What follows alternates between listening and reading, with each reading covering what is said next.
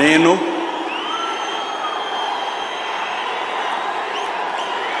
నారా చంద్రబాబు నాయుడు అనే నేను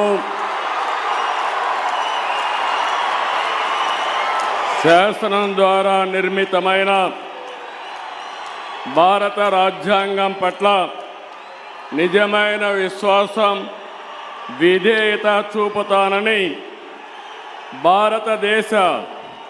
సార్వభౌమాధికారాన్ని సమగ్రతను కాపాడుతానని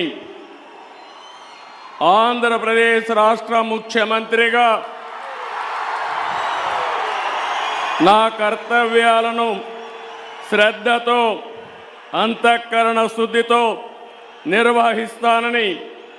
భయం కానీ పక్షపాతం కానీ రాగద్వేషాలు కానీ లేకుండా రాజ్యాంగాన్ని శాసనాలను అనుసరించి ప్రజలందరికీ న్యాయం చేకూరుస్తానని దైవ సాక్షిగా ప్రమాణం చేస్తున్నాను. నేను